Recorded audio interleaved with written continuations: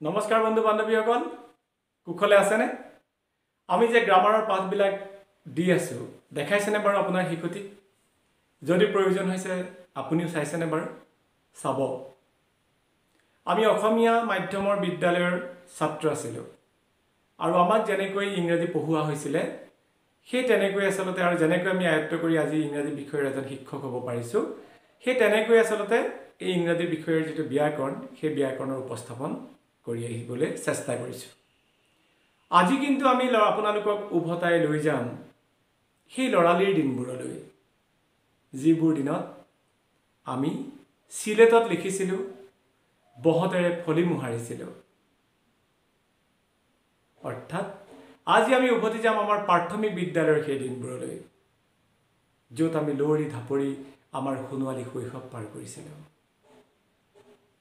সেই সময়ত আমি বিভিন্ন ধৰণৰ কবিতা পঢ়িছিলো যেনে হলো উঠিল টকৌ গছত লগাই খদৌ মদৌ জৰ জৰকৈ হৰিল নিয়ৰ হল জলৌ জপৌ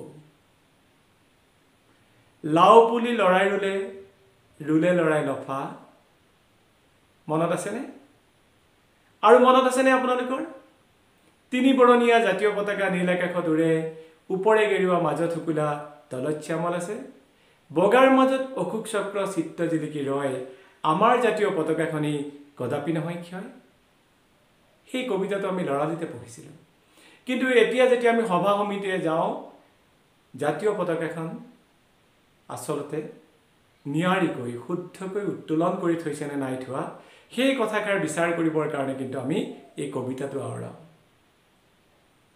আজি আমি আন এটা কবিতাৰ বিষয়ে আলোচনা কৰিম যিটো কবিতা আমি লৰালিতে পঢ়িছিলো কিন্তু আমি তাৰ অৰ্থ বুজি পোৱা নাছিলো সেই কবিতাটোৰ অৰ্থ কিন্তু আমি বহুত দেৰিকৈ উপলব্ধি কৰিছো মনত আছে কবিতাটো কি কবিতাটো হৈছে এই যে ফুলক লৈ লিখিছিলে গৰুক লৈ লিখিছিলে গৰুখিয়াক লৈ লিখিছিলে খৰিগতিয়াক লৈ লিখিছিলে সেই কবিতাটো মই কবিতাটো এবাৰ গাই দিছো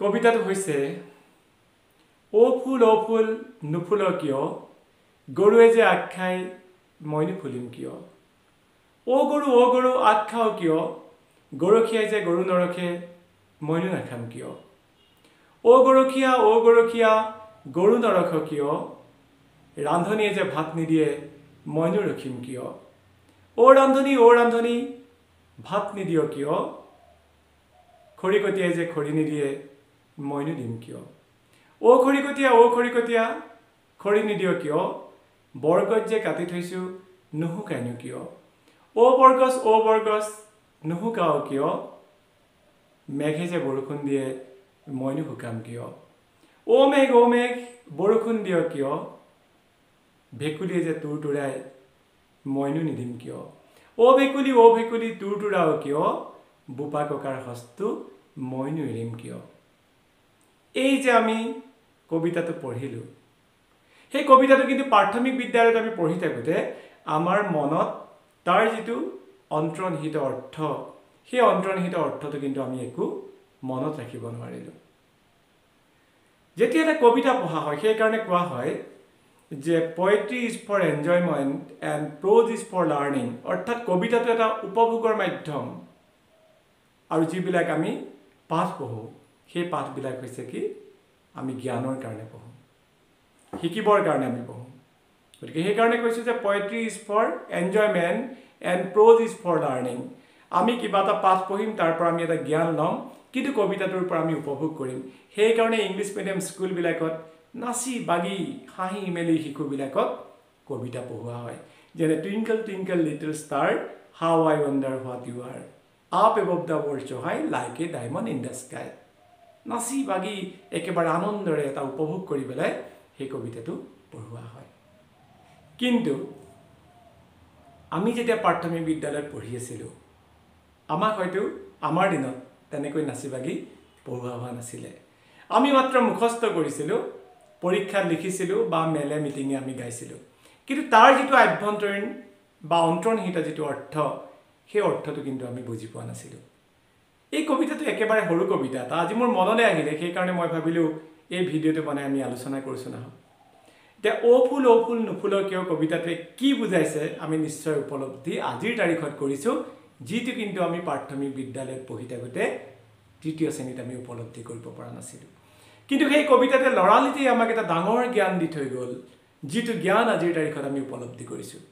যেনে ফুল নুফুল কিয়, তেতিয়া ফুলে কৈছে গৰুৱে যে আগ খাই মইনো ফুলিম কিয়। কৈছেনে? কৈছে।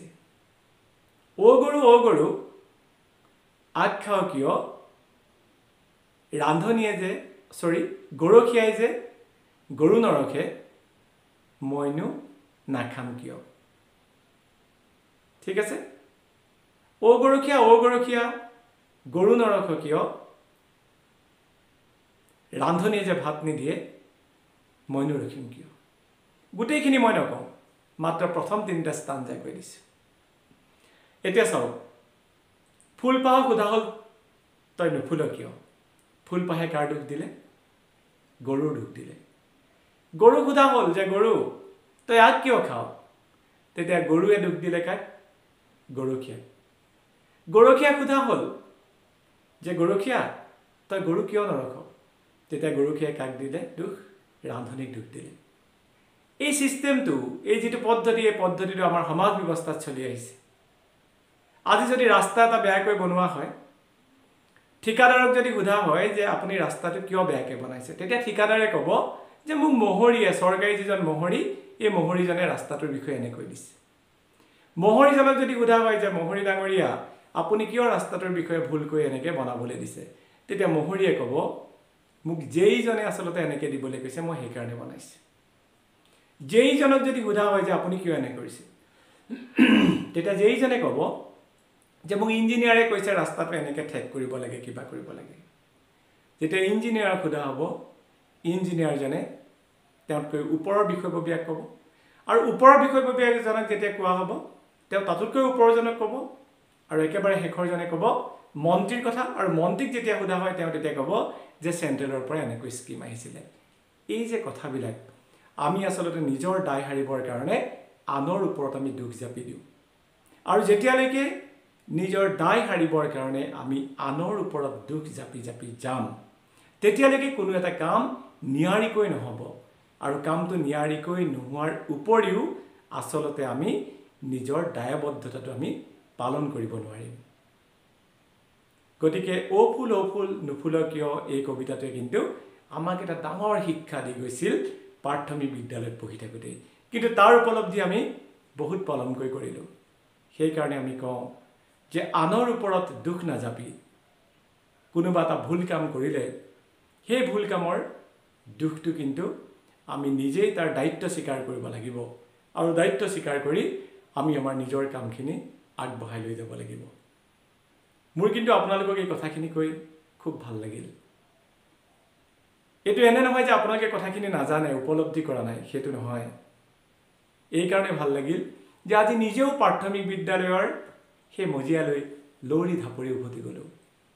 আজি সেই প্ৰাথমিক বিদ্যালয়ৰ অতীতৰ দিনবোৰ ৰোমন্থন কৰিলোঁ, আৰু আমি পঢ়িলোঁ সেই 3য় শ্ৰেণীতে পঢ়ি অহা এই কবিতাটি। এইখিনিতে আৰু এষাৰ কথা কওঁ, হোমেন বৰগোহাঁই ছাৰৰ এখন কিতাপত পঢ়িছিলোঁ, তাত কোৱা আছিল যে আমি আমাৰ স্মৃতিশক্তি বঢ়াবৰ কাৰণে কি পদক্ষেপ গ্ৰহণ কৰিব লাগে। স্মৃতিশক্তি বঢ়াবৰ কাৰণে আমাৰ এটাই পদ্ধতি আছে, সেয়াই হৈছে আমি দীঘলীয়া কবিতা মুখস্থ কৰিব লাগিব। যিমানে আমি দীঘলীয়া কবিতা মুখস্থ কৰিম সিমানে আমাৰ স্মৃতিশক্তি বাঢ়িব। আৰু লৰালিতে আমি যিবিলাক কবিতা মুখস্থ কৰিছিলোঁ এতিয়াও আমাৰ মনত আছে, ষ্টিল আই ৰিমেম্বাৰ। কিন্তু 9-10ত পঢ়া কবিতা, কলেজত পঢ়া কবিতা, বা আমি মাষ্টাৰ ডিগ্ৰীত পঢ়া কবিতা একোতো আমাৰ মনত নাই। গতিকে আপোনাৰ শিশুটিক একেবাৰে আৰম্ভণিৰ পৰা কবিতা মুখস্থ কৰিবলৈ দিয়ক, দীঘলীয়া কবিতা মুখস্থ কৰিবলৈ দিয়ক, আৰু এইখিনি সময়তে তেওঁলোকক যিটো জ্ঞানৰ প্ৰকৃত অৰ্থ, সেই প্ৰকৃত অৰ্থ বুজি জ্ঞান লাভ কৰিবলৈ দিয়ক। তেতিয়া দেখিব অনাগত দিনত তেওঁলোক কিন্তু প্ৰকৃত জ্ঞানেৰে সমৃদ্ধিশালী হ'ব। বহুত বহুত ধন্যবাদ। ভাল লাগিল আপোনালোকৰ লগত কথা পাতি। আৰু যদি আমাৰ ইউটিউব চেনেলটোৰ দ্বাৰা আপোনালোক অলপ হ'লেও লাভান্বিত হৈছে, তেন্তে আমাৰ চেনেলটো ছাবস্ক্ৰাইব কৰিব, লাইক কমেণ্ট কৰি উৎসাহিত কৰিব, শ্বেয়াৰ কৰিব আৰু বেল আইকনটো দবাই দিবলৈ কিন্তু নাপাহৰিব। বেল আইকনটো দবাই দি নটিফিকেশ্যনত অল কৰিব। তেতিয়া আমি যিবিলাক কথা আপোনালোকলৈ আগবঢ়াই থাকিম প্ৰতিটো ভিডিঅ' আপোনালোকে পাব। ভাল লাগিলে শুনিব, ভাল নালাগিলে নালাগে, কিন্তু আমি আশা কৰিম আমাৰ এই ইউটিউব চেনেলটো আগবঢ়াই নিয়াৰ ক্ষেত্ৰত আপোনালোকে সহায় সহযোগিতা আগবঢ়াব। আৰু শেষত শ্ৰীমন্ত মটিভেটৰ ইউটিউব চেনেলৰ যোগেদি আপোনালোকক পুনৰবাৰ ধন্যবাদ আৰু কৃতজ্ঞতা জ্ঞাপন কৰিছোঁ।